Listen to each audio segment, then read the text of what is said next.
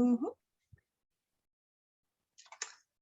Então, boa noite, pessoal, né? Mais um bootcamp aí da Venture, hoje com o nosso convidado, Lucas, que veio compartilhar conosco um pouquinho do seu conhecimento sobre gestão generalista, isso, né, Lucas, para C-Level. Então, sejam bem-vindos a todos que estão participando conosco, os nossos CEOs aqui, as nossas startups.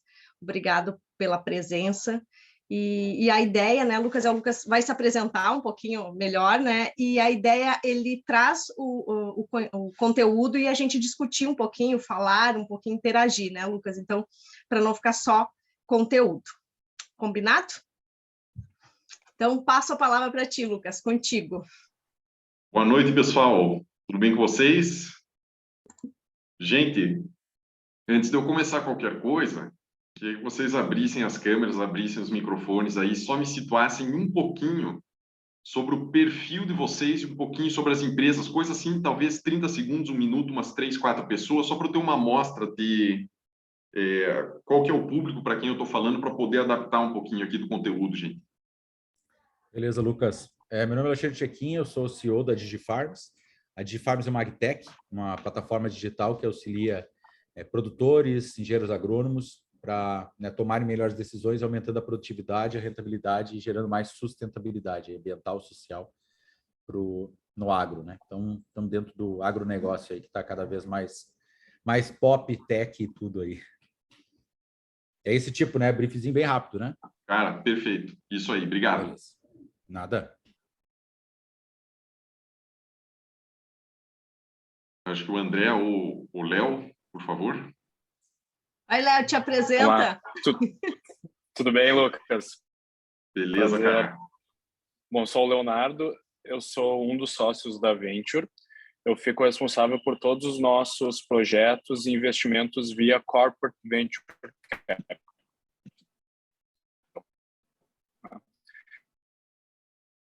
Hoje eu tenho uma equipe direta, part-times, outras 25 mais ou menos. Então, gira em torno de umas 30 pessoas que trabalham comigo, boa parte delas on demand, part-time, e é uma gestão bastante desafiadora.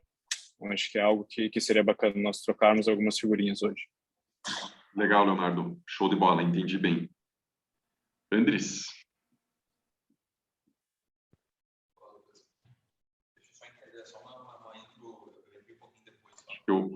Andres, não dá para te ouvir. Oi, agora vai ouvir. Ah, agora sim. É só uma breve intro, isso? Uhum. Legal, meu nome é Andres, eu sou CEO da Mutu Seguros, nós somos uma corretora digital de seguros para empresas. Nós temos hoje um time de 38 pessoas e bastante desafio a nível de pessoas, tá? A gente recentemente trouxe uma rede de pessoas para nos ajudar e nos ensinar, digamos assim, a melhorar a nossa liderança aqui, inclusive. Legal, Andres. Pessoal, mais alguém aí tá com o dedo já no mouse aí para abrir câmera? Jonathan.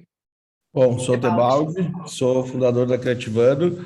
Creativando começou como uma startup que conecta arquitetos, designers e lojistas de decoração. A gente sempre teve um modelo, queria ter um modelo escalável baseado que a gente é fábrica, né? A gente produz, principalmente nosso principal produto é papel de parede. Então, a gente sempre teve um problema de ser uma startup fábrica e um segmento e um produto, um nicho extremamente estagnado há milhares de anos, que é o papel de parede.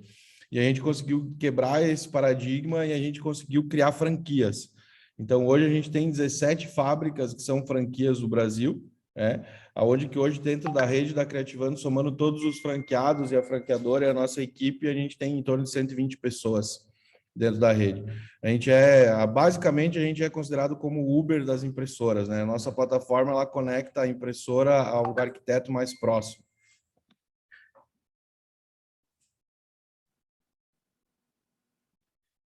Super interessante, pessoal. Muito bom, já deu para entender aí mais ou menos o perfil das pessoas com quem a gente está falando, tá? Gente, eu pensei em fazer a dinâmica mais ou menos na seguinte sequência, tá? Eu vou me apresentar para vocês entenderem um pouquinho do meu background e o que eu faço hoje. passar conteúdo gerencial de coisas que eu sei que são aplicáveis para o universo de startups. E daí abro para perguntas e fico o tempo que vocês julgarem necessário, tá? E outra coisa, podem ir mandando no chat, bate-papo super informal, super tranquilo, fiquem super à vontade aí para me acessar no momento que for necessário, tá? Gente, então, basicamente, eu sou curitibano e eu fiz engenharia mecânica na Universidade Tecnológica Federal do Paraná, aqui, que era o antigo Cefet, né? E eu nunca fui um cara muito apaixonado pela engenharia em si. Sempre gostei, sempre quis empreender, sempre quis, né? Acho que um perfil aí parecido com o de vocês aí tinha essa inquietação desde muito jovem, né? E acabou que no período de faculdade eu tive uma oportunidade um pouco ímpar, né? Eu havia me graduado com menção honrosa lá na engenharia e eu ganhei uma bolsa para estudar engenharia aeroespacial nos Estados Unidos, numa das universidades Ivy League, lá em Cornell, né? E eu achei muito interessante aquele período, porque nas universidades americanas existe uma possibilidade de você fazer matérias divididas num Y, né? Em que você ou estuda as cadeiras lá da própria engenharia, mecânica dos fluidos, transferência de calor, aquela coisa nada toda, ou então você já vai fazendo matérias vinculadas a negócios, para aquele engenheiro, aquela pessoa que tem um perfil que já quer, né, já sabe que quer empreender. E eu fui uma dessas pessoas e comecei a estudar bastante sobre negócios nessa época, principalmente sobre gestão, né? Isso daí nós estamos falando mais ou menos ali 2011, 2012. E eu comecei a gostar bastante desse papo de gestão, percebi que existia uma quebra de paradigma daquilo que eu achava que era gestão e o que realmente é gestão, a gente já vai falar sobre isso. E comecei a trabalhar lá nos Estados Unidos num acelerador de partículas, na parte de gerenciamento de projetos dentro de um acelerador de partículas. Um negócio bem diferente, mas uma escola de gestão muito rica, né? Porque esse acelerador prestava serviços para o governo norte-americano, né? Ou para o Departamento de Defesa, e toda a questão de orçamentos, de cronogramas, de organização dos times, organização dos esforços das pessoas, era levado de uma forma muito profissional, né? Por essa gestão científica, né? E eu me apaixonei pelo tema e decidi que era aquilo que eu queria fazer para o resto da minha vida, né? E desde então eu venho estudando e aplicando gestão aí em vários cenários, né? Eu voltei para o Brasil pouco depois disso, gente. Acho que alguns de vocês podem conhecer, quero até levantar. Pessoal que conhece a Falcone, coloca um joinha na tela aí, alguma coisa, por favor. Só para eu entender mais ou menos se vocês conhecem o mundo da consultoria aí um pouquinho. Legal, beleza. Então, eu comecei a minha carreira aqui no Brasil. Quando voltei aqui para o Brasil, eu fui trainee, fui consultor lá na Falcone, né, que é uma empresa de consultoria em gestão aí bem conhecida no mercado. O professor Vicente Falcone, uma proximidade grande lá com o grupo do 3G, do Jorge Paulo Lemann, desse pessoal todo. E trabalhei, né, aplicando o método gerencial em empresas dos mais variados setores, dos mais variados tipos, né, desde varejo de vestuário, metalurgia, mineração, automobilístico, mercado financeiro e assim por diante. E nesse período, houve uma época que eu estava responsável por treinar os trainees da empresa, né, montar o processo seletivo e treinar os trainees para transferir muito conhecimento gerencial, tanto para clientes da consultoria, quanto para analistas internos, né? E eu comecei a perceber que existia uma dor que era sistêmica entre o pessoal que, né, estava saindo das faculdades e começando a entrar no mercado de trabalho, e também já no nível de coordenação e gerência, né? E as pessoas não sabiam o que era gestão. Então, eu resolvi montar um negócio em cima disso, né? Acabei pedindo demissão na época lá para começar a empreender, e é isso que eu faço até hoje, né? O meu negócio, há pouco mais aí de 3 anos e meio, eu tenho uma escola de gestão e treino aí pessoas tanto em startups quanto em grandes empresas, analistas, coordenadores, gerentes, trainees, nos mais variados setores, nos mais variados portes. E qual que é a questão, pessoal? Queria começar a trocar um pouquinho com vocês para pegar, talvez, umas duas ou três percepções de vocês, do que vocês têm em mente que é gestão. Queria ouvi-los.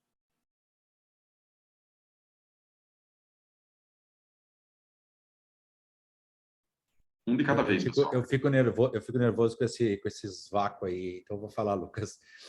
Cara, para mim, gestão é justamente utilizar os recursos, sejam quais forem eles, né, da melhor forma possível para gerar algum resultado, para trazer algum resultado. Ou seja, transformar algo em outra coisa que é o objetivo. Até porque se tu transformar algo em uma coisa que não é objetivo, não está gerenciando bem, né? Não é gestão correta. Mas, em linhas gerais, eu vejo dessa forma, assim, como conceito. Perfeito, Alexandre. Deixa eu te perguntar mais uma coisa. Gestão para você é mais feeling, é mais bom senso ou é uma coisa mais cartesiana, mais matemática? Um pouco de tudo. Eu acho que você tem que ter processos, questões mais pragmáticas, mais cartesianas, mas você precisa também, dentro de cenários de priorização, de mudanças, né? Que aí eu acho que com a experiência você vai conseguindo usar e ajustar, né? Bacana. Mais um ou dois pareceres aí. Fabião, por favor. Vou lá. Eu vou na linha do check-in também, né? A princípio, os dois da DigiFarms, né? Acredito que seja realmente a ver com recursos. Eu colocaria só a palavra escassos, então eu só gerencio quando algo é escasso, né? E a outra palavra é eficiência, que daí é eficácia, né? E efetividade. E na tua visão, Fábio, mais cartesiano ou mais feeling, mais manha? Os dois, eu acho que o cartesiano é a ferramenta, mas no fim a experiência e o feeling é o que funciona mesmo, né? Mas a ferramenta ela acaba sendo analítica, né? Para facilitar a visão do ser humano. Muito legal. Pessoal, vou pedir para tudo que a gente for falar a partir de agora que vocês anotem. Eu vou entregar as pérolas para vocês aí mesmo, tá? O que acontece? Gestão é uma ciência. Exatamente da mesma forma como lá para o pessoal da medicina, anatomia é uma ciência. Ou da mesma forma como para o engenheiro, né? Cálculo é uma ciência. O que significa que gestão tem os seus princípios, os seus fundamentos, lógicas próprias, ferramentas próprias, equações próprias e assim por diante. E essa ciência ela não é uma ciência que foi inventada ontem. A gestão começou com o método cartesiano, com René Descartes, em 1637. Né? E as maiores instituições hoje responsáveis por avançar a ciência do gerenciamento são as escolas de negócio norte-americanas. Né? Existem centenas ou talvez até milhares de pessoas hoje nos Estados Unidos fazendo mestrados, doutorados e PhDs em gerenciamento científico. Né? E essa é uma ciência extremamente densa e extremamente poderosa para gerar resultados em empresas dos mais diversos tipos e dos mais diversos portes, dos mais diversos amadurecimentos. Então, o gerenciamento científico ele é aplicável tanto para uma startup que tem 5 funcionários e está fazendo os primeiros MVPs, até uma mineradora ou uma grande varejista com 40 mil funcionários. E é a mesma gestão. Os princípios, as lógicas, os passos, os ciclos gerenciais são os mesmos. O que diferencia é a porção do sistema de gestão que está mais em evidência dependendo do momento da empresa. Né? E o que acontece, pessoal? A gestão está pautada nestes conceitos que nós estamos vendo na tela aqui. Vocês estão vendo minha tela, né? Põe um joinha aí, por favor. Beleza. A gestão está pautada no conceito de sistema de gestão, que é dividido em 3 grandes porções, que é o gerenciamento estratégico, o gerenciamento tático e o gerenciamento de rotina, e 2 grandes ciclos gerenciais, que é o ciclo de melhoria de resultados, que é o PDCA, e o ciclo de estabilização de processos, que é o SDCA. Provavelmente, alguns de vocês aí devem ter formação de Six Sigma, Black Belt, Green Belt, Yellow Belt, assim por diante, né? E já estudaram lá o DMAIC. O DMAIC nada mais é do que o próprio PDCA, né? Então, essas 2 coisas são a mesma coisa. Agora, normalmente, no gerenciamento científico, né, na gestão generalista, a gente traz uma visão mais humana, mais voltada para pessoas e menos para estatística, né? O Lean, o Six Sigma, normalmente é uma visão muito estatística, muito numérica, muito baseada em bases de dados para nós direcionarmos os esforços, né? Enquanto o método gerencial, o PDCA, o SDCA e o sistema de gestão tem uma visão muito, mas muito voltada ao ser humano, né? E eu queria passar nesse framework que nós estamos vendo aí, que vem, né, desde lá do Descartes, eu queria passar para vocês qual é a definição de gestão. Porque essa definição, embora ela seja simples e seja algo, abre aspas, teórico, essa definição é extremamente poderosa. Gestão é a ciência que direciona o tempo e o esforço das pessoas para nós maximizarmos os resultados de uma instituição. O que significa que a gestão está absolutamente centrada em pessoas, em seres humanos. A gente usa os ciclos gerenciais, tanto o PDCA quanto o SDCA, sempre para direcionar o esforço humano. E, dependendo das empresas, né, se você está trabalhando num grande fundo de um hedge fund, né, o gerenciamento estratégico é muito importante. Se você está trabalhando numa fábrica ou numa varejista, o gerenciamento de rotina, né, deixa eu até voltar na tela aqui. Se a gente está trabalhando num grande hedge fund, né, o gerenciamento estratégico, toda a parte de leitura macroeconômica, leitura microeconômica é extremamente importante. Então, o gerenciamento estratégico é preponderante. Numa varejista de vestuário ou numa indústria, o gerenciamento de rotina é extremamente importante, porque precisa de muita padronização de processos, estabilização de processos, treinamento das pessoas, auditoria daquele trabalho, assim por diante. E no caso de vocês, e é este o conteúdo que eu gostaria de passar para vocês hoje, o mais importante no gerenciamento, no sistema de gestão para uma startup, neste framework que nós estamos vendo aí na tela, é o vínculo entre o gerenciamento de inovação, que nós estamos vendo ali do lado esquerdo, com o gerenciamento de rotina. E eu vou explicar para vocês o que é isso, o que é este vínculo que nós estamos vendo na tela aí. Eu quero, né, anotem tudo isso, porque é muito rico esse raciocínio, tá? O que acontece, pessoal? Quando nós estamos empreendendo, o que nós estamos fazendo, de fato, é caminhar rumo ao desconhecido. Porque diferente de uma empresa que já está estabelecida e que tem processos que ela sabe que se aquele processo for executado, o EBITDA, né, a margem vem lá no final, né, tanto a receita quanto a margem EBITDA vem lá no fim. Quando nós estamos empreendendo, nós não temos essa segurança. Muito pelo contrário, não existem processos. Vocês concordam comigo? Né? Então, o que acontece? Quando a gente está empreendendo, nós estamos caminhando rumo ao desconhecido e o método gerencial, o sistema de gestão, possui boas práticas, a gestão científica possui boas práticas de como que a gente faz para caminhar rumo ao desconhecido. que é o gerenciamento de inovações. O gerenciamento de inovações, ele diz assim para nós, olha, meu amigo, quando você estiver fazendo algo novo, vá por este caminho aqui, que este é o caminho mais fácil.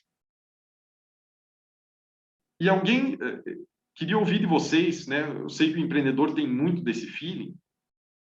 Qual que é o princípio básico, né? Qual que é o fundamento do gerenciamento de inovações? Alguém tem?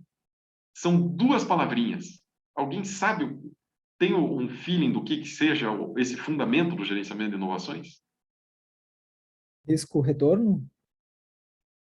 É bem por aí, mas não é exatamente isso que eu quero ouvir, Fábio. Tá no caminho. Aham. Vamos lá. Alguém Chequinho, mais, pessoal? traz aí um. Consegue repetir, Lucas, por favor? Eu tô fazendo 3 coisas ao mesmo tempo aqui. Não Sem peguei a problemas, pergunta. Alexandre. Qual é que é o princípio, o fundamento, a lógica do gerenciamento de inovações? São duas palavrinhas. A lógica? O que tem que guiar a mente do empreendedor gerencialmente?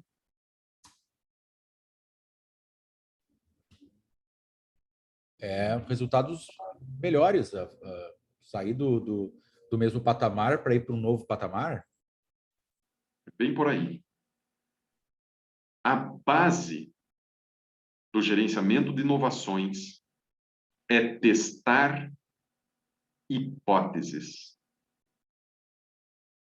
No gerenciamento científico, a gente assume menos e testa mais.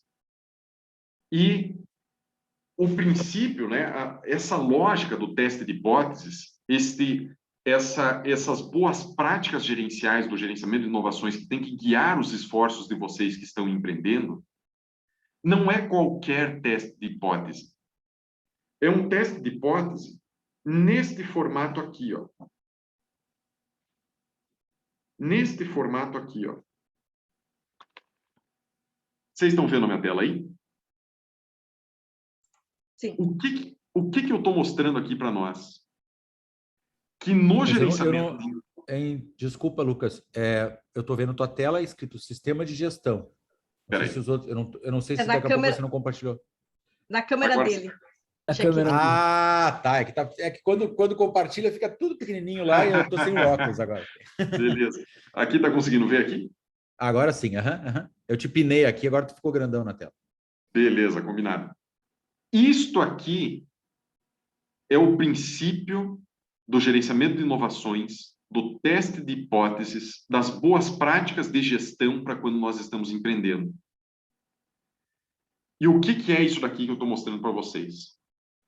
Quando nós começamos a empreender, quando a gente vai desenhar qualquer processo, porque, né, uma empresa são só 2 grandes macroprocessos. Um processo de entrega de um produto ou serviço e um processo de venda desse produto ou serviço. É só isso. Não tem mais nada, né? Todo o resto do gerenciamento, todo o resto da administração está envolvido nessas 2 frentes. E quando nós vamos desenhar qualquer um desses processos, seja o processo de venda ou seja o processo de entrega, este é o raciocínio que tem que guiar a nossa forma de trabalhar. O que eu quero dizer com isso? A gente sempre começa a inovação fazendo testes bem pequenininhos, com pouco risco, pouco investimento, poucas pessoas alocadas naquele teste.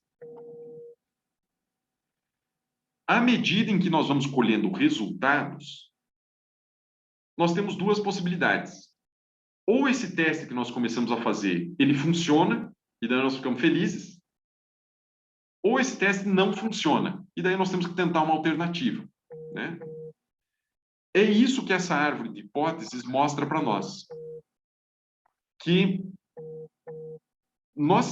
quando a gente faz um teste de hipótese pequenininho, se esse teste não funciona, nós fazemos um outro teste numa outra direção que também seja bem pequenininho. Por exemplo, né, se eu estou fazendo lá um marketing digital para vender um produto no digital, Eu não começo colocando um orçamento no Facebook lá de 100 mil reais. Eu vou começar com um orçamentinho de 5 mil, pequenininho, com meia dúzia de criativo, para testar o que está funcionando, né? Ao mesmo tempo, se esses testes funcionam, a gente começa a ir nessa mesma direção com um teste um pouquinho maior. Um teste com mais investimento, com mais pessoas, com mais risco. Por quê? Porque esse primeiro teste aqui, ele já funcionou. Então, a gente não está mais pautando o nosso processo decisório em achismo. Nós estamos pautando o nosso processo decisório em resultados colhidos a partir de um teste. Tem muito mais que eu poderia falar aqui para nós sobre gerenciamento de inovações. Na verdade, esse é só o princípio, é o primeiro raciocínio, né? Mas eu quero fazer, principalmente, o link para vocês, porque eu sei que esse raciocínio pode ser muito útil para o empreendedor. Vocês estão vendo a minha tela de novo aí, né? Que é o link entre o gerenciamento de inovação e o gerenciamento de rotina. O que é, pessoal, a base do sistema de gestão, que é o gerenciamento de rotina de uma empresa? São os processos, é o dia a dia, é o mão na massa. E os processos, né, a base, o fundamento do gerenciamento de rotina é a padronização de processos, por meio de fluxogramas de processo, fluxogramas de operação, procedimentos operacionais padrões e diagnósticos de trabalho operacional, os DTOs. E qual que é a grande sacada, uma das principais sacadas que o método gerencial entrega para o empreendedor? É o vínculo entre o gerenciamento de inovações e o gerenciamento de rotina. E o que eu quero dizer com isso? À medida em que nós vamos fazendo testes, né? Deixa eu até colocar aqui mais algumas possibilidades. Em que eu vou fazendo testes. E estes testes vão se confirmando, ou seja, aquelas hipóteses que a gente lançou, nós testamos, algumas delas não deram certo, algumas outras não deram certo, mas de repente a gente começa a encontrar o caminho, né? Existe uma necessidade no empreendedorismo de nós migrarmos do gerenciamento de inovações para o gerenciamento de rotina, que é, à medida em que nós descobrimos que algo se confirma, que aquilo realmente se transformou num processo, gerencialmente, metodologicamente, nós precisamos, eu quero que vocês anotem isso, porque o empreendedor erra isso gerencialmente toda hora. Nós precisamos tomar uma decisão consciente, proativa, absolutamente honesta intelectualmente, por priorizar a estabilização de processos ao invés de continuar crescendo. E isso é um equívoco muito grande que as empresas, que as startups cometem, e eu vou explicar para vocês o porquê, né? Porque nesse balanço entre o gerenciamento de inovações e o gerenciamento de rotina, que acontece em tudo quanto é empresa, não é só em startup, as empresas têm que equilibrar dois pratos. Um deles é o ritmo com o qual ela cresce, que é testar hipóteses, ver o que está funcionando e testa mais hipóteses e traz mais gente para testar essas hipóteses. Mais orçamento, mais gente, mais investimento. E o outro prato é a construção, é a estabilização, é o amadurecimento dos seus processos. Só que qual é que é? Vamos falar no bom português. Só que qual é que é a merda? Que é muito sexy, é muito atrativo. Todo mundo fica com vontade de fazer isso aqui, ó. Por quê? Porque crescer, quando você tem mais porte, mais receita, mais gente, mais orçamento, coisa e tal, é sexy, né? É bacana você contar para o teu filho, você contar para tua mãe, você contar para o teu colega de trabalho, que olha, agora nós já estamos faturando tantos milhões, né? Nós já temos tantos funcionários, nós já estamos com tanto de orçamento, né? Então as startups tentam fazer isso aqui, né? Querem crescer, crescer, crescer, todo mundo quer ser unicórnio hoje em dia, né? Só que metodologicamente, em termos de gestão científica, isto é um equívoco. Porque nós temos que crescer um pouco e estabilizar os nossos processos. Cresce mais um pouco, estabiliza os processos. Cresce mais um pouco, estabiliza os processos. Porque aí nós crescemos com margem. Nós crescemos com processos estáveis, com processos que estão bem desenhados. E isso tudo traz muita robustez para o negócio, né? Então, é um equilíbrio entre continuar inovando e continuar crescendo e estruturar um excelente gerenciamento de rotina. Porque se nós não fazemos isto de forma equilibrada, o que acontece é que nós crescemos muito, daqui a pouco, para dar conta do dia a dia, como não tem processo azeitado, todo mundo começa a trabalhar 14 horas por dia, começa a ter turnover, desmotivação, os processos estão na cabeça das pessoas, daí aquele cara sai, e o conhecimento tácito que estava na mente dele vai embora junto com o cara. Vocês já devem ter visto isso acontecer 1 milhão de vezes, né? E a coisa desanda. De repente, nós começamos a não ter mais margem, daí você não consegue uma rodada nova de investimento porque o teu resultado não bateu, e você perdeu margem, você perdeu pessoas, e a coisa começa a desandar. Agora, qual é que é o problema, né? Eu já vou abrir o microfone aí para ouvi-los um pouquinho, quero saber se vocês enxergam, se vocês veem esse tipo de realidade, né? Agora, qual que é o grande problema que eu enxergo, né? E isso, infelizmente, é sistêmico no nosso país, né? Que muito poucas as pessoas que, primeiro, conhecem o que é gestão de fato, o que é método gerencial e o que é sistema de gestão, e muito menos, mas muito menos gente domina o gerenciamento de inovações e, principalmente, o gerenciamento de rotina. São pouquíssimas as pessoas, pouquíssimos os analistas, coordenadores e CEOs de empresa, pelo menos na realidade que eu vivo, né, com as empresas com quem eu converso, que sabem como é que se constrói um excelente processo, como é que se mantém aquele processo estável ao longo do tempo.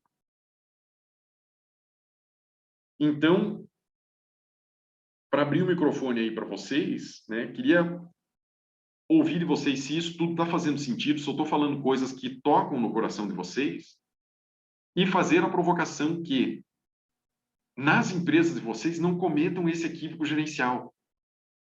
Sobe 1, 2 degraus aqui e depois você sobe mais 1, 2 degraus aqui do lado esquerdo também. É um equilíbrio, meu amigo. Porque daí você cresce com caixa, cresce com margem. Ou você pode até apertar um pouco mais o crescimento e segurar a tua margem, mas você traz credibilidade para o investidor que vai fazer o teu Series B, o teu Series C e assim por diante. Tô falando bobagem aqui, pessoal? Uma pergunta, Lucas. Eu tive outras empresas antes da DigiFarms e uma delas a gente fez uma virada bem interessante em 2012, porque era exatamente o ponto que tu estava. Até assim, a gente está para trazer um contexto, viu que o pessoal falou de tamanho, a gente vem dobrando a cada ano, tá? Dobrando em time, dobrando em faturamento e tal, que é essa batida de startup, embora a gente esteja no mercado mais conservador, que é o agro, a gente tem conseguido, graças a Deus, avançar. Só que aí, em cada momento, os desafios são diferentes, né? A gente está agora com um time de 30 e poucas pessoas, com a necessidade de subir uma série de réguas em gestão, em liderança e tal. E aí eu tento trazer as experiências anteriores para ver como é que a coisa encaixa, né? E aí, na época, em 2012, a gente contratou, era uma consultoria, eles trouxeram todo aquele modelo do Falcone, e eu não sei se é dentro desse conceito que tu está falando, que era a gestão pelas diretrizes, ou método das diretrizes, e a gente implementou todos os conceitos POPs e tal.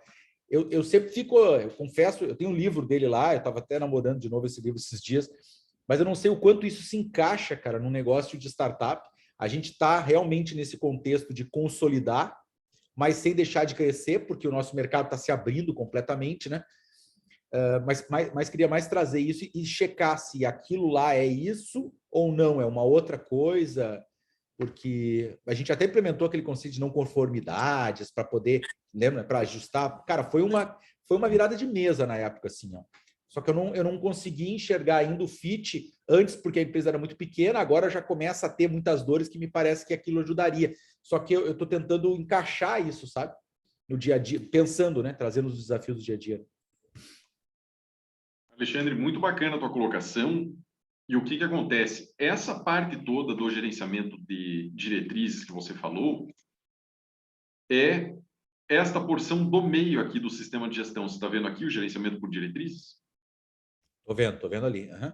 O que que acontece? O gerenciamento por diretrizes, normalmente o pessoal que vem da Falcone, né, eu sei porque eu estive lá dentro durante alguns anos e conheço muitos consultores da Falcone. A Falcone presta serviço para empresas de médio e grande porte. Então, por uma questão puramente cultural da Falcone, os consultores que saem lá de dentro saem com uma bagagem muito forte de gerenciamento por diretrizes. Por quê? Porque o gerenciamento por diretrizes, ele é aplicável para empresas de médio e grande porte, onde você precisa, onde existe necessidade da construção de indicadores e metas e do desdobramento de indicadores e metas para os departamentos e para as equipes. No caso de startups que estão ainda menos maduras, existem outras porções do gerenciamento científico que são mais importantes, que é isso que nós estamos conversando agora, que é o gerenciamento de inovações e o gerenciamento por rotina. E à medida em que o sistema de gestão vai evoluindo, ele vai amadurecendo, começa a ter menos necessidade de gerenciamento de inovações e mais necessidade de gerenciamento por diretrizes. Você está entendendo? Agora, vou até te explicar, você vai entender a lógica do porquê que eu decidi empreender. Na minha visão, a falta de maturidade das empresas, gerencialmente, a falta de maturidade gerencial das empresas e principalmente das startups, a causa fundamental não é consultiva. Ela é educacional. Porque, pensa comigo da seguinte forma. Imagine que você contratou, você está aí com um time de 34 pessoas, né, Alexandre? 32, 33 agora, está subindo. Pronto. Então, você está com 32 pessoas e daí você começa a perceber algumas dores da tua empresa, que é porque as pessoas não sabem matemática. Elas não sabem subtrair, multiplicar, dividir, coisa e tal. E daí você fala, putz, mas olha só, esse pessoal aqui não sabe matemática. E daí, ao invés de você ir lá e pagar um curso de matemática para esse pessoal aprender matemática, sabe o que você faz? Você pega um professor de matemática do cursinho e paga uma consultoria para ele fazer conta lá para você durante 6 meses. Isso não faz sentido, meu amigo. Gestão é igual matemática. O erro está no MEC. Nós todos aqui deveríamos ter gastado 2, 3, 4 semestres de faculdade estudando método gerencial. Tinha que existir um alinhamento da mesma forma como acontece nos Estados Unidos. Vocês lembram que eu falei para vocês como é que era lá? Que é uma trajetória em Y. Você pode ficar fazendo as matérias lá de mecânica dos fluidos lá para o pessoal da engenharia, mas o pessoal já sai formatado, já sai sabendo o método gerencial. Você está entendendo? Então, como, né, felizmente, eu pude ver essa realidade lá nos Estados Unidos e confrontei com a forma como acontecia aqui no Brasil, qual é que é a questão? Eu falei, eu vou resolver esse pepino para o pessoal. Então, o que nós fazemos, o que é o nosso serviço? A gente prepara as pessoas. A gente fala que é como se fosse assim aquela frase lá do Juscelino Kubitschek, né, que ele falava dos 50 anos em 5, né, depois da morte de Getúlio Vargas. Eu falo assim, que é 10 anos em 10 semanas. Nós passamos 10 anos de maturidade gerencial do sistema de gestão como um todo, né? A gente passa essa caixinha de ferramentas para as pessoas, Alexandre, para que eles aprendam o que eu levei, ou os meus colegas, ou as pessoas que trabalham comigo, né? O que a gente levou 10 anos na consultoria para amadurecer, a gente passa para as pessoas em 10 semanas, né? Então, qual que é a provocação que eu faço para você, Alexandre? São duas, na verdade. A primeira delas, não cometa o equívoco, na minha humilde visão, né? Não cometa o equívoco de achar que gestão não é para uma startup. Principalmente o gerenciamento de inovações, o gerenciamento de rotina. E mais para frente um pouco, talvez quando vocês estiverem com próximos aí de 70, 80 funcionários, que começa a ter muito departamento, né? a transição do gerenciamento de inovações para diretrizes, saber na do universo vai poupar tempo e vai poupar esforço para vocês, né? E concordo, Lucas. Até assim, só para a gente de forma alguma não tem essa visão de que gestão vai ajudar, tá? Muito pelo contrário. Sou apaixonado por gestão, experiências de vida assim dos negócios que funcionaram, melhoraram. A gente implementa processo o tempo inteiro, né? O meu questionamento naquele momento era sobre, e aí você já respondeu na introdução ali, que os caras vêm muito formatado para empresas médias e grandes, porque a outra minha empresa, ela estava num outro estágio, ela tinha mais ou menos, estava com 30 e poucas pessoas também, mas num nível de, digamos assim, de tipo de muito consultor, sabe? Num outro nível, com faturamento mais alto que o nosso hoje, mas com resultado, com distribuição de lucro, entendeu? É outra batida. E aí o meu medo era justamente, cara, aquilo tem fit. Até porque o livro, você falou das diretrizes e falou também de rotina, né? Um livro esse que eu falei, que eu dei mais uma olhada esses dias, era um livro de capa verde. Não sei se tu sabe qual que é o que eu estou falando. É um que fala não sei o que, das rotinas, do não sei o que, do trabalho do dia a dia. Eu fiquei pensando, putz, cara, rotina para startup, será que isso adapta, não adapta? Foi nesse sentido, né? Não que eu não acredite em gestão, que eu não acredito que o método nos ajude, muito pelo contrário, acredito muito e estamos buscando algo que nos ajude, tá? Muito bacana, Alexandre.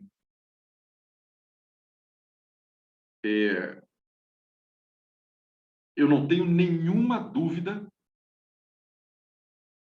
de que vocês têm necessidades, pelo menos pontuais, de rotina. Nem eu. E vou te explicar o porquê. Vou trazer para a minha realidade aqui que você vai entender, né?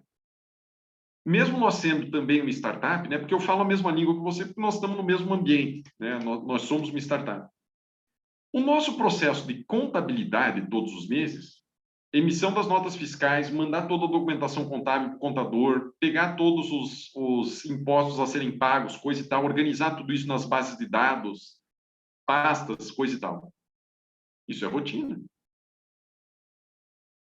Toda a questão contratual com os nossos clientes é rotina.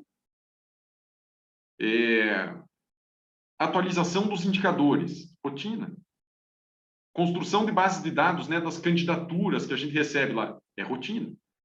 Então, na verdade, a sensação que eu tenho, Alexandre, e isso é bem metodológico assim também, é que se nós observarmos as nossas startups, existem alguns departamentos que já têm características mais rotineiras e existem alguns departamentos mais disruptivos. Normalmente, os departamentos mais core, eles são mais disruptivos, né? Estão mais no gerenciamento de inovações. Enquanto os departamentos mais de apoio, eles estão mais no gerenciamento de rotina. Faz sentido, não?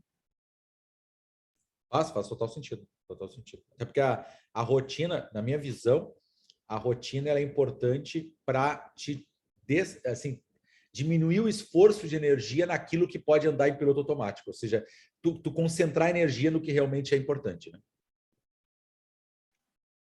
Não poderia ter dito melhor. Beleza. Não quero tomar conta da reunião aqui também, senão o cara vai falando e o resto do pessoal pode ter mais gente com dúvidas e pontos. Mas eu acredito que é isso, Lucas.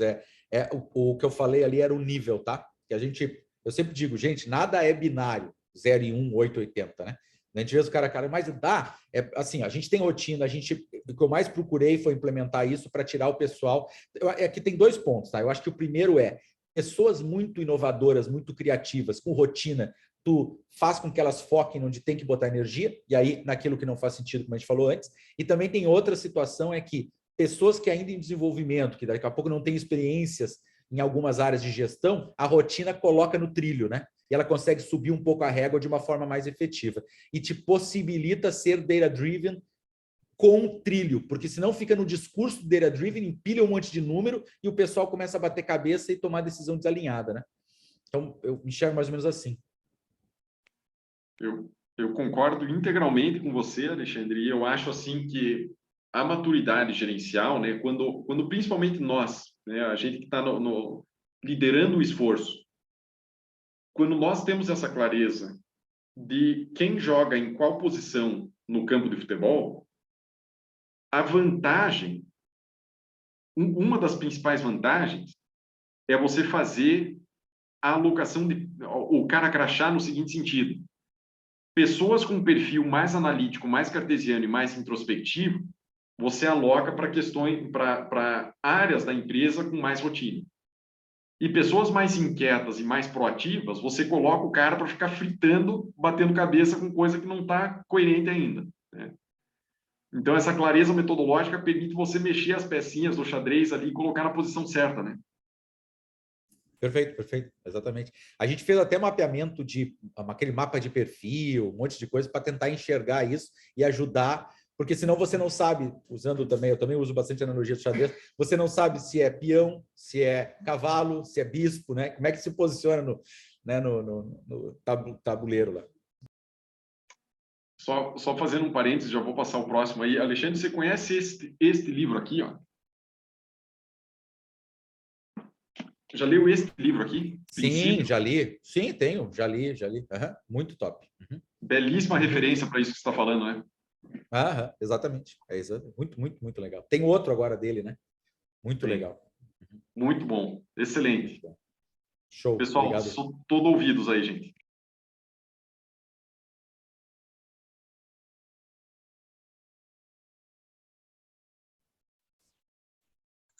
O pessoal tá tímido.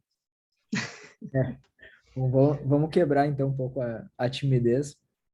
Eu queria trazer um pouco esse momento, né? Quando a gente começa uma startup, não tem nada definido, teste, sai correndo, coisa, começa a ter os primeiros processos, vai crescendo. Nesse momento de escala, daí, falando como DigiFarms, que a gente está crescendo, e a gente começa a ter que amadurecer a gestão, e não depende mais só de 2, 3 pessoas, e depende de um grupo bem maior de pessoas criarem processos, rodarem processos, entenderem, terem uma maturidade ali. De que forma vocês indicam, assim, além de, claro, da educação, né? A gente dá o ferramental, de que forma tu indicaria estruturar uma ação que eu consiga amadurecer tudo num ritmo bom, né? Que a gente entenda que vai funcionar. Bem interessante, Fábio. Uma das coisas que eu vejo é o seguinte: a gente tem uma analogia na gestão que fala assim, que gestão é como se fosse uma corrente, que ela é tão forte quanto o seu elo mais fraco. O que eu quero dizer com isso? Um dos pontos críticos no gerenciamento é o lógicas e termos. É muito difícil a gente conseguir fazer um sistema de gestão extremamente maduro se as pessoas não estão alinhadas nos raciocínios e se, quando a gente fala de análise do processo ou análise funcional, uma pessoa entende Y e a outra pessoa entende X, né? Então, o que quer que seja, a primeira dica que eu daria humildemente, assim, na minha opinião, independentemente de qual seja a metodologia de gestão, né, que vocês forem adotar, se preocupem que aquilo esteja uniforme entre as pessoas. Que exista uniformidade de termos e de raciocínios, que estejam todas as pessoas na mesma página, do mesmo livro, e não em páginas diferentes de livros diferentes. Você está entendendo? Esse é um primeiro ponto que eu acho muito importante. E o segundo, Fábio, que pelo menos é um equívoco que eu mesmo cometi em várias outras, em cenários parecidos, só que circunstâncias diferentes, eu não alocaria a responsabilidade por fazer esse azeitamento gerencial em pessoas júniores. A gente tende a crer, eu não sei se vocês já passaram por isso, né? A gente tende a crer que você pega uma pessoa júnior, mas que tem um perfil bacana, que tem energia, que é proativa, que tem sangue no olho, faca no dente, aquela coisa toda, e que daí você dá conhecimento para ela, vai dando conhecimento para ela e ela vai se virando, né? Eu acho que isso é verdade, mas é uma verdade em partes. Quando uma empresa está nascendo e nós ainda estamos meio que na UTI, a chave ainda não virou de verdade, né? A gente ainda está naquele cada dia matando um leão. A verdade da verdade é que não dá tempo de a gente querer que a pessoa entre, tome educação, amadureça tudo aquilo, né? Para depois começar a jogar. Essas pessoas chaves, às vezes, na DigiFarms, que vocês vão ter aí para fazer essas viradas de chave, eu acho muito importante que sejam pessoas que já tenham alguma bagagem com gerenciamento. Que já tenham feito isso antes, que já saibam como é que escreve, como é que constrói um bom indicador, uma boa meta, como é que faz uma padronização de processos, como é que faz para escrever um bom plano de ação, essas coisas todas, porque o ser humano leva tempo para aprender. Se a gente contrata pessoal, às vezes, muito júnior e vai dando pílulas de conhecimento para eles, às vezes, durante 1 ano, 2, 3, a gente podia, às vezes, colocar um orçamento 2 ou 3 vezes maior naquela pessoa, mas já pegar alguém mais sênior do mercado que estrutura e depois você coloca pessoas mais júniores para continuarem aquilo, né? Lucas, deixa eu trazer então um contraponto. Desculpa se a gente está tomando conta da reunião ali, mas eu acho que pode servir bastante como exemplo de outras empresas, né? Até no reboque dessa pergunta do Fábio. Cara, perfeito, excelente a tua fala, excelente, sim, não tenho nada a acrescentar. Aí eu só quero questionar em cima para ver o que veio depois, tá? Concordo contigo. Putz, não coloque em júnior o cara, tá. Beleza, a pergunta é, primeiro, o que é júnior? Por quê? Porque a gente está num momento onde que você traz aquela questão do júnior, mas o júnior é técnico, e aí você deixou claro, o júnior é gestão. Porque às vezes a gente tem um cenário que a pessoa é muito boa tecnicamente e é sênior, tecnicamente, mas zero experiência de gestão. Só que ela se entende sênior, entendeu? E aí a pergunta é, e essa é a pergunta de $1 milhão, porque a questão é um dos caminhos. Como fazer a empresa crescer se você precisa subir a régua, sendo que, como a startup começa com um desafio de trazer pessoas para ajudar, você não vai trazer pessoas sênior. Você não tem como, porque no início você tem pouco caixa, você tem aquela questão de acreditação e tal, então tu traz um time, mas, claro, buscando pessoas de foco, de perfil, pessoas do bem, que têm um potencial e tal. Aí o negócio começa a crescer e chega nesse momento que tu está falando aí. E aí você tem as pessoas com já algum nível de experiência, né? Mas que não tem esse nível de anos de gestão, mas que já são sênior em algumas áreas técnicas. Só que aí você diz, pô, então a solução é fácil, põe gente em cima sênior. Só que aí você também não quer ficar trazendo um monte de gente pronta de mercado, porque aí você tem um choque de cultura e você também tem um elemento de desmotivação do time que está dentro. Claro que também tem que ser compactuado isso, para chegar e dizer assim, cara, tu está nessa posição. A gente vai precisar subir para essa régua, porque aí também tem a questão do cara entender que ele tem a limitação, que ele tá, não, mas tá beleza. E aí tu vai para essa próxima etapa. Senão nós temos que trazer um cara pronto do mercado, que teoricamente, cartesianamente, pode ser a melhor decisão. Até porque entra um outro conflito, que é os caras se olham no mercado e olham assim, cara, tem cara na minha posição ganhando 20 pau, por exemplo. E aí tu entra, putz, tu tá com pressa também, então com 20 pau a gente traz um cara pronto. Só que aí não tem espaço. Tu entendeu, né? O contexto de desafio e como é que tu vai priorizar o momento e o tempo para conseguir capacitar essas pessoas, só que entrando naquela, eu também entendo essa premissa. Cara, não vai funcionar, ainda mais tu dando autonomia e o processo não conseguindo nascer, porque as pessoas não têm experiência para construir esses processos, e aí cada um constrói numa pauta, e entra na tua questão de estar na mesma... Eu sou do tempo da geração do Chaves e Chapolin, tá? Tem um episódio lá que o Chaves, eles vão tocar uma música e cada um tá tocando uma música. E ele chega, tá, para tudo. O que tu tá tocando? Ah, Nona de Beethoven, e tu, não. Ou seja, cada um tá tocando um. E aí vira aquele negócio que diz, cara, por que não tá funcionando? Claro, uma área tá usando a gestão que não existe, outra área tá usando uma gestão focada em sei lá o quê. Outro lado tá tentando implementar, entendeu, né? Então, joguei tudo na mesa aí no final um pedido de help me, e aí a gente segue na... Alexandre, eu vou te dar a minha humilde visão sobre esses dois temas aí, sendo que num deles, principalmente essa escolha de pessoas mais sêniores, possivelmente você tenha mais experiência do que eu com isso, tá? Porque eu não cheguei nessa fase na startup, eu já fiz isso como gestor, mas dentro de uma multinacional, que é um cenário muito diferente. O que eu quis mencionar de uma pessoa sênior, para mim o critério é muito claro. Não tem nada a ver com CLT, com o que está na carteira de trabalho do cara.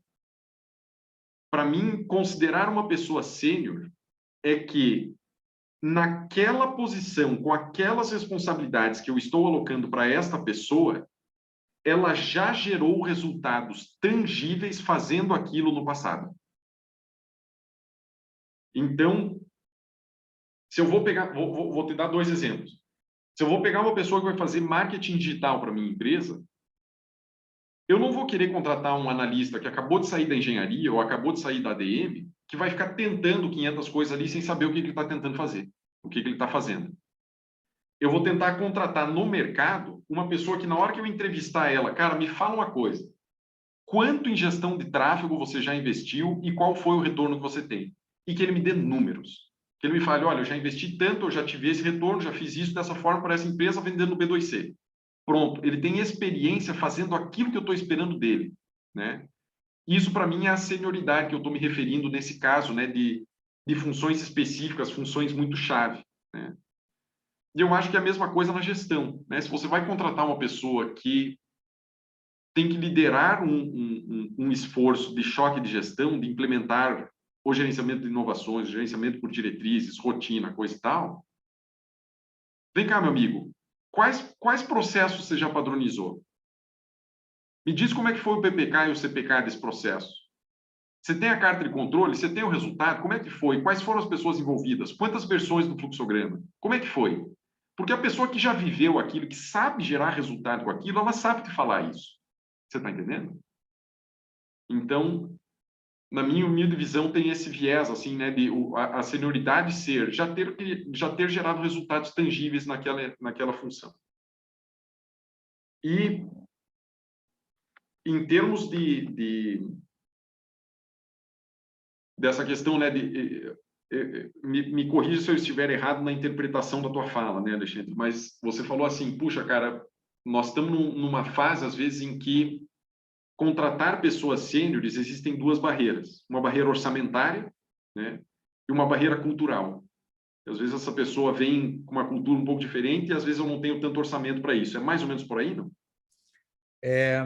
Na verdade, o orçamento se resolve. Tu pode fazer uma rodada, pode fazer alguma coisa. E o orçamento, trazendo uma pessoa que movimente a roda, traz faturamento, a gente tem uma capacidade de alavancar faturamento, se a gente realmente ajusta a mão, né? Então, eu acho que o faturamento, desculpa, o recurso financeiro, ele é sim hoje, mas como tem uma pressão das pessoas, mesmo júniores, querendo aumentar, tu pensar em destaque de marca e tudo mais, tu até conseguiria trazer uma pessoa já mais pronta, sabe? Para valores que já é mais próximo daquilo. Então, não seria tanto esse o problema. Eu acho que é muito mais do sentido também do desafio de ser uma escolha. Porque se tu traz as pessoas prontas, tu desmotiva, entendeu? Eu vi muito acontecer isso em outras experiências, que o cara tá lá, todo mundo desenvolvendo, chega ali, os caras... Não, agora que podia pagar mais, que podia desenvolver aquelas pessoas, os caras vão lá e trazem todo mundo pronto do mercado. E aí dá um choque de cultura, vira uma máquina de moer gente, porque esses caras entram noutra vibe, numa outra coisa, e aí o pessoal não entende, porque aí, de novo, entra na questão mais júnior. Não, cara, mas o que está acontecendo? Antes estava tocando uma música e agora estão nos levando para a fogueira, sabe? O que está acontecendo? Não, cara, que subiu a régua.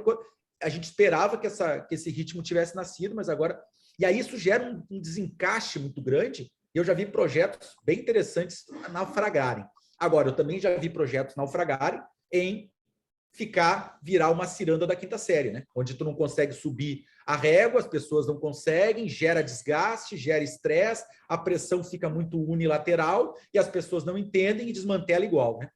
Então, como eu sempre falo, nada é 880. Eu acho que a vida é um potenciômetro. A gente precisa trabalhar num meio do processo ali, tentando ajustar e de acordo com o momento e de acordo com coisa. Mas o desafio tem que trazer, então, eu vejo de novo no meio do caminho, né? Daqui a pouco, para algumas áreas, tu tem que ir trazendo algumas pessoas mais sênior, traz a cultura de gestão, deixa claro as limitações de cada um, monta PDI, monta trabalho de desenvolvimento individual, foca em cima de indicadores que tangibilizem esse resultado. A gente já usa o OKR, já tem alguns KPIs de área mais claros também, mas usa o OKRs para todo mundo e pau na máquina, né? Só que aí também isso gera uma pressão, né, Lucas? Isso gera uma mudança. E aí a gente está numa geração que, putz, cara, é difícil a mudança, as pessoas ficam muito milindradas, as pessoas se sensibilizam demais. Então, e aí, putz, como é que eu faço essa mudança acontecer dizendo que uma escolha traga um cara pronto, não tem mudança para ti, a vida segue feliz. Ou vamos tocar a ficha, vamos junto que nós vamos para esse patamar, vai ter mudança, não gosto, não estou bem, levantou a voz. E aí, é foda, cara, são escolhas e caminhos que não tem o lugar comum, mas a gente vai ter que ir para algum dos lugares. Porque senão a gente não está aqui para brincar, a gente está aqui para fazer resultados, isso é um projeto de vida de muitos, e a gente vai alavancar e vai crescer porque a gente tem um negócio inovador. A gente não fala em unicórnio, a gente fala em tricórnio. Porque a DigiFarm não nasceu para ser pequena, entendeu?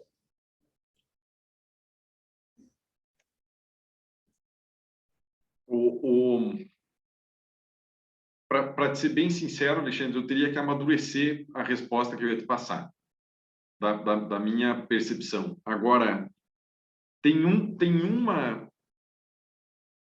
princípio do gerenciamento que me vem à mente muito claro e que você vai saber até a referência que eu estou utilizando para falar disso. A gestão ela tem princípios muito quase que pautados na pedra. Um deles é a radical transparência. O Ray Dalio coloca muito isso, né? E o Ray Dalio fez a HBS, fez o MBA dele na HBS, é um cara que tem uma formação muito forte em método, porque na HBS, eu não sei se tem alguém aí formado na HBS, no MBA, mas pode confirmar isso que eu vou falar aqui, que 20%, 30% do MBA na Harvard Business é pautado em método gerencial, né? Estuda-se muito PDCA e SDCA lá na HBS e creio eu que isso já vem há muitos anos e o Ray Dalio traz muito disso na literatura dele, inclusive, né? Na minha visão, Alexandre, a radical transparência, quando a gente faz essas contratações que às vezes podem gerar desconfortos, inclusive para o time interno, né? A radical transparência é muito importante. Em que sentido? Esclarecer expectativas e trajetórias. Quando a gente vai colocar uma pessoa mais sênior, às vezes, pode gerar uma desmotivação do time que está embaixo, é realmente colocar, olha, claramente para as pessoas, cara, quais são os marcos e para onde que você vai se você bater esses marcos. Porque eu acho que a frustração vem da pessoa mais júnior que está dentro do time, de ela ter um raciocínio interno de que não depende do esforço do desenvolvimento dela, já tem alguém que está na posição, então segurou o crescimento dela. E eu não acho que a causa fundamental disso é a pessoa estar a pessoa mais sênior estar no cargo onde ela está. Eu acho que isso não é a causa fundamental. A causa fundamental é nós não deixarmos claro para essa pessoa mais júnior qual é que é a trajetória que ela está percorrendo se ela bater os marcos de desenvolvimento que ela tem que bater. Então, eu iria mais ou menos por esse caminho de traçar um roteiro de desenvolvimento para esses caras. Faz sentido? É mais ou menos o...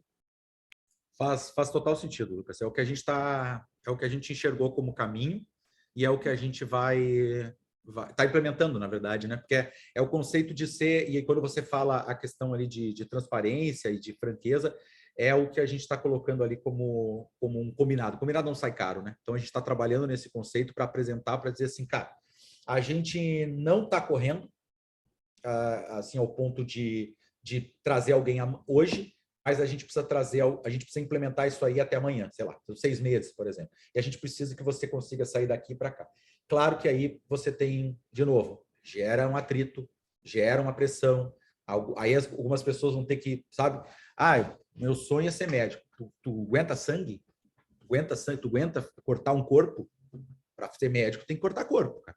No mínimo, a faculdade vai te exigir isso. Porque, às vezes, a gente tem uma coisa muito aspiracional, e aí, às vezes, o cara tem lá 4, 5, 6 anos de mercado, o cara, pô, agora eu tenho uma gurizada e eu sou foda.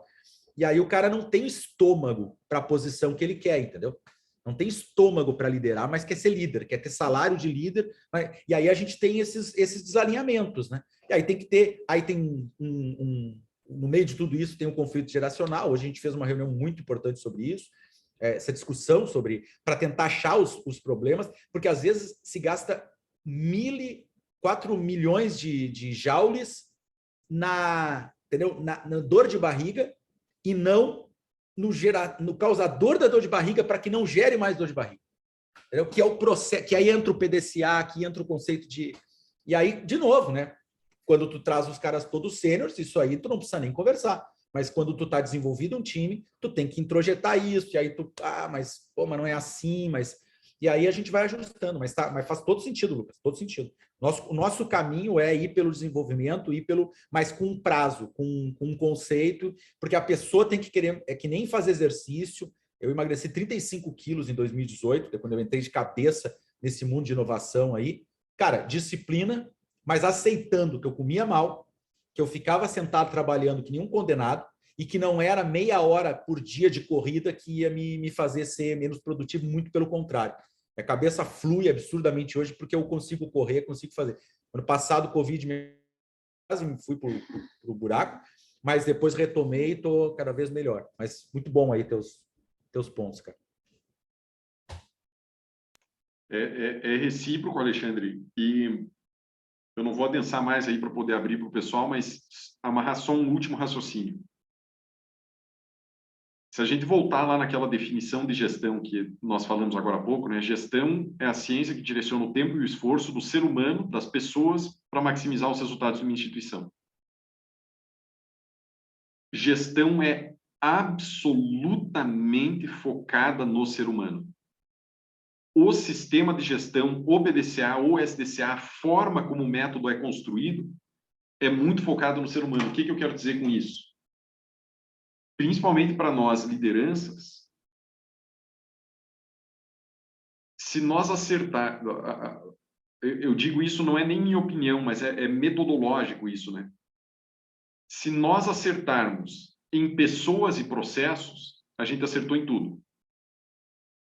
Então, nós temos que gastar, metodologicamente, nós temos que gastar muito do nosso esforço e da nossa energia em escolher excelentes pessoas e deixar os acordos nítidos com essas pessoas. Isso é o fundamento do gerenciamento, né?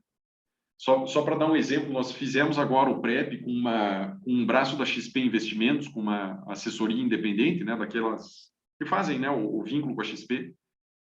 E daí a gurizada lá estava voando, assim, receita crescendo, bastante, né, uma carteira já volumosa, só que estava com turnover dos assessores. E nós fizemos um Ishikawa ali, coisa e tal, fizemos o preparatório, daí fomos lá fazer as officiais, aquelas coisas, fizemos um Ishikawa com eles, uma espinha de peixe, levantamos as causas, e estava lá. Não existia um plano de desenvolvimento individual para cada um dos funcionários, cargo a cargo. De desenhar isto, apresentar para as pessoas, colher feedback, fazer a versão 2, a versão 3 e botar aquilo na pedra, né? As pessoas saberem qual era o acordo, acabou o problema. Então, essa questão humana no gerenciamento é fulcral, né? Fulcral. Vou ouvi-los mais aí, pessoal. Parar de falar um pouco, desculpe. Não sei se mais alguém tem... O pessoal está quietinho aí, se alguém tem dúvida. Nós tínhamos programado mais... Oi? Oi, é o Peterson da Prema. Oi, Peterson, tudo bom? Tudo bem. Eu entrei atrasado, depois eu vou ter que assistir aqui o início, mas quando eu vi que fizeram esse bootcamp aqui, eu falei, pô, fantástico, acho que tinha que fazer até mais vezes. E o pessoal fica meio quieto, mas todo mundo tem problema nisso. Parabéns, Alexandre, aí, por compartilhar e interagir. Eu acho que esse é o caminho. Metodologia, gestão, entregar resultado. Às vezes tu precisa colocar um cara de inovação lá para validar um negócio que ele não vai gerar faturamento agora. E daí não encaixa no faturamento, no orçamento, né? Então, quando que eu tenho empresas do ramo tradicional e tenho a startup. Cara, as empresas normal, que tem uma franquia, cara, é foco em indicadores, faturar e dar lucro. Nós, como inovador na Prema, eu falo, a gente não tem que dar lucro agora, a gente tem que criar uma solução inovadora, que é com o melhor carro. Muitos vêm me perguntar, mas a gente tem que fazer melhor solução? Não é o melhor carro que é o mais vendido. A gente tem que fazer uma solução que supre a necessidade, resolve o problema e encaixa no custo-benefício. Aí vai entrando pessoas novas, daí tu traz um cara mais sênior, como o Alexandre falou, aí desmotiva quem está mais novo. Agora a gente teve que dar um passo atrás. A gente estava com 16 pessoas, mais ou menos, a gente teve que diminuir 6 pessoas na equipe. É um negócio bem difícil de fazer, né? Uma decisão assim, vai atrapalhar, mas a gente teve muito problema com entregas, a gente não conseguiu entregar as coisas no prazo. Um atrasou o outro, e eu vejo que falta método para validar MVP, daí tu não consegue replicar o MVP, porque tu fez um skatezinho, e, pô, tu precisa um carro pronto, né? Aquela imagem, é o skate, a bicicleta, a motocicleta e o carro. Então, a gente entra na vibe do MVP, mas depois, quando quer acelerar e vender mais, contrata 2 caras de comercial legal, mas, pô, gera um monte de problema. Então, a gestão disso tudo e gerenciar pessoas, né? Gestão de pessoas e processos. Tu acertou o processo, acertou as pessoas, mas eu vejo que dentro da startup é difícil tu definir um processo. Eu tenho sócios que são bem metodológicos, assim. Há processo para isso. Ok. Mas se tu coloca em processos, tu inibe a inovação. E como é que gerencia isso? Daí o Alexandre falou, tem coisas que, tipo, tá definido. Isso aqui a gente só tem que deixar na rotina e faz. Recebe, paga, beleza. Isso aqui não precisa ter inovação. E onde tem inovação, daí, opa, isso aqui ficou legal, vamos fazer processo. Então, o desafio é quais os processos, qual é o momento de definir que isso tem que ser rotina e o momento que, tipo, vamos crescer, vamos escalar, tá pronto ou não tá? É uma balança difícil de equilibrar aí. Parabéns aí pelo bootcamp, pelo debate aí. Mas eu não tenho nenhuma dúvida, porque não tem resposta pronta, na minha opinião, nisso. Mas eu achei legal o debate aí hoje. Peterson, vou fazer um comentário em cima da tua colocação. Eu vejo da forma diametralmente oposta, sendo bem sincero. Metodologicamente, o gerenciamento de rotina impulsiona a inovação. Eu vou te explicar o porquê. Existem 2 grandes tipos de padrão numa empresa. Os padrões metodológicos e os padrões genéricos, que constroem a rotina de uma empresa. E os padrões, eles são vivos. O que significa que um padrão, ele nasce na versão 1, e à medida em que nós vamos aprendendo sobre formas novas, formas guiadas pelo gerenciamento de inovação, mais eficientes ou diferentes de fazer uma determinada rotina, metodologicamente esse padrão tem que ser atualizado. Seja ele um fluxograma do processo, um fluxograma da operação, um POP e assim por diante. O que eu quero dizer com isso? Por que na minha visão, metodologicamente, o gerenciamento de rotina impulsiona a inovação? Primeiro deles, que você ter os processos bem delineados, bem desenhados, é muito mais fácil de você fazer a avaliação do estado atual desse processo para você iterar em cima dele, do que se você não tiver esses processos bem desenhados, porque daí sim você está nas cegas. E o outro fator é o seguinte, que você tendo uma rotina bem azeitada, aquilo que é processo rotineiro está mais eficiente. Então, sobra tempo para que as pessoas possam dedicar o tempo delas, o esforço delas, também em atividades mais inovadoras, mais disruptivas. Então, o que eu quero dizer? Queria até te ouvir se isso fez sentido para você, porque eu vejo, na verdade, o gerenciamento de rotina e o gerenciamento de inovações, principalmente no caso de uma startup, como sendo duas mãos de uma mesma pessoa, uma lava a outra. Elas só se ajudam. Perfeito, eu concordo com o que tu falou, porque eu falo Lean Canvas, né, que seria tipo, se tu não colocar um alvo, métricas, tu não vai conseguir melhorar, porque o errar rápido é muito bonito falar, mas o que é errar rápido, né? Então, ó, eu vou sair essa semana, vou visitar 5 prospects, vou investir meia hora em cada um e vou apresentar essa proposta. E volta, tu conseguiu? Não, demorou, tive que ficar explicando, ele me questionou muito, demorei 1h30, não consegui fazer em meia hora, né? Dos 5, eu queria fechar pelo menos um, não fechei nenhum, então não encaixou. Então, se não tiver premissas, é que eu não uso como processo isso, eu uso como premissa. Quais são as premissas que a gente tem de teste? Que é diferente de processo que está definido, e eu concordo contigo também que processo tem que inovar. Eu tinha um restaurante e o livro verde ali que o Alexandre falou, que é o gerenciamento da rotina do dia a dia, Falcone, isso era em 2010, 10 anos atrás. Cara, eu pegava aquilo lá e falei, como é que o café coado não sai um padrão? Daí fomos lá, fizemos um padrão, dela media a água antes de botar no fogo e deixava lá e esquecia fervendo, diminuía, daí não ficava padrão. Então, se não tivesse o processo, ele não ia identificar onde ela estava errando, né?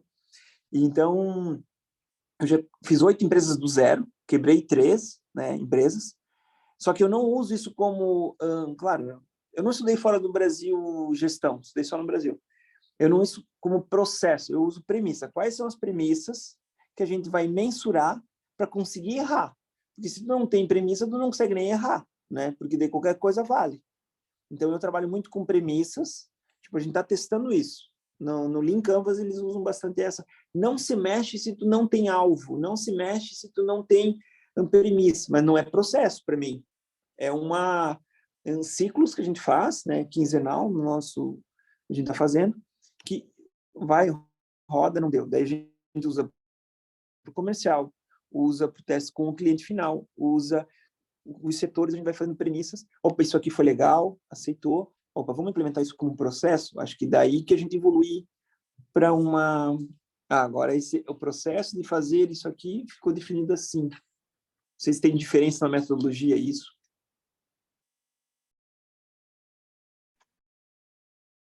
Eu entendi o que você quis, o teu ponto, Peterson.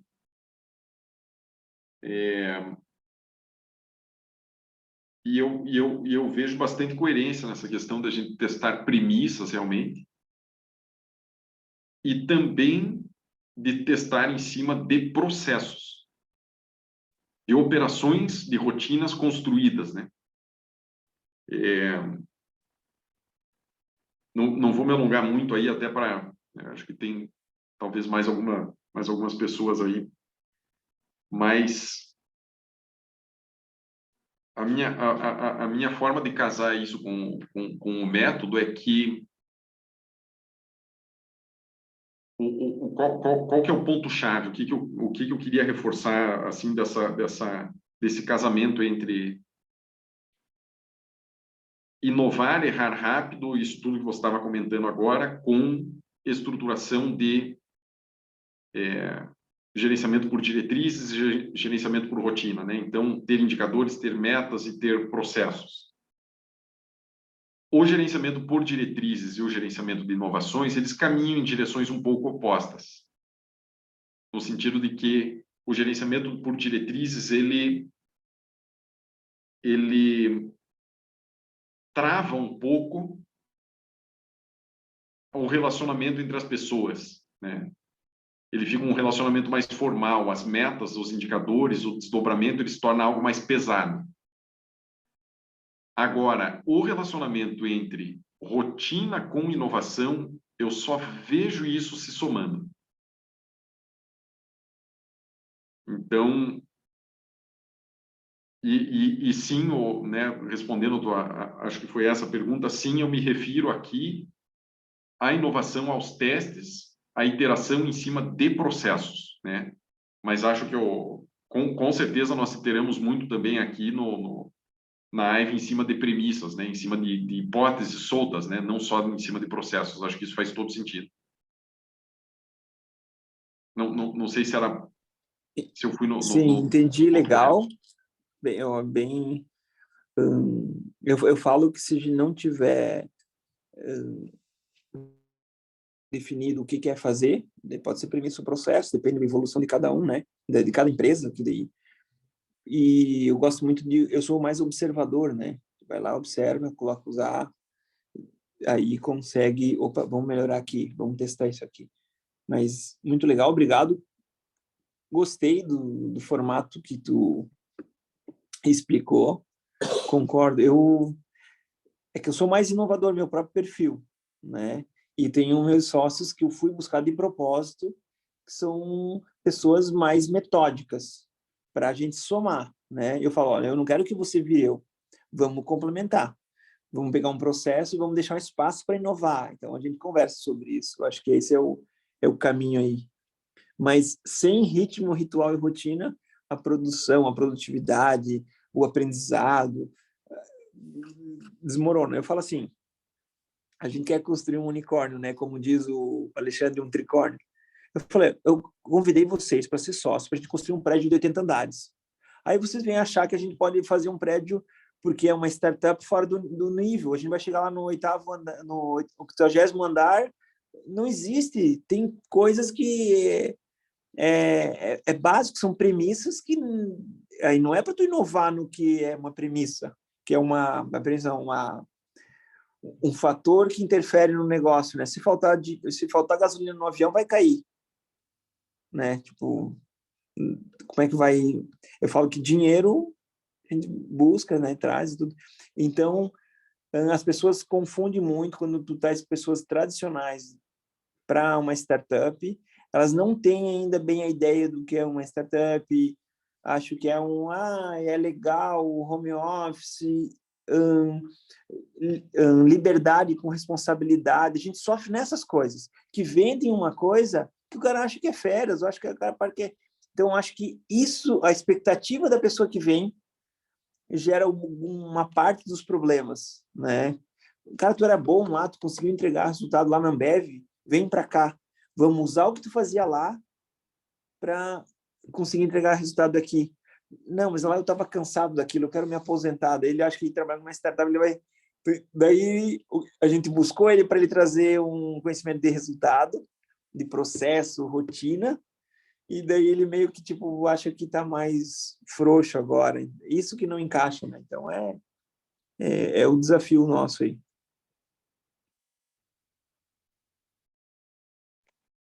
Muito, muito interessante, Peterson. Obrigado por compartilhar aí, vale a reflexão. Bem rico a tua colocação. Pessoal, acho que o pessoal já foi debandando aqui, tá ótimo o papo, né? E aí a gente vai se alongando, mas eu acho que dá para a gente ir encerrando, não sei, Shaquin, os outros. Não, tá ótimo, Cris. Inclusive, eu tenho uma reunião às 7h30, que era 7h, eu empurrei para 7h30 agora, porque estava muito bom. Pois né? Tu ia ficar só o início e conseguiu reagendar. Eu ia ficar o início, mas eu empurrei, o pessoal aceitou ali. Eu vou pegar o teu contato, Lucas, para a gente fazer uma conversa. Acho que vale a gente conversar, ver de que maneira a gente pode avançar aí dentro dessas discussões que a gente comentou, tá? Consegui me passar depois, Cris? Ou você? Sim, ou eu vou pegar com o Júnior ali, vou pedir para o Júnior te passar, enfim, a gente se conecta. Tá. Obrigado, pessoal. Muito obrigado. Obrigada, Lucas, mais uma vez por estar aqui, um conteúdo riquíssimo, né, para as startups e para a própria Venture, que também está nessa pegada, né, de crescimento e então é muito bacana ouvir, e depois eu vou compartilhar, inclusive, com o time todo, porque eu acho que esse conteúdo é relevante para todos. Então, mais uma vez, Lucas, obrigado aí pelo teu tempo, disponibilidade, aos nossos empreendedores que ficaram aqui, que tornou ainda mais rico esse debate. Então, obrigada, boa noite, pessoal, até a próxima.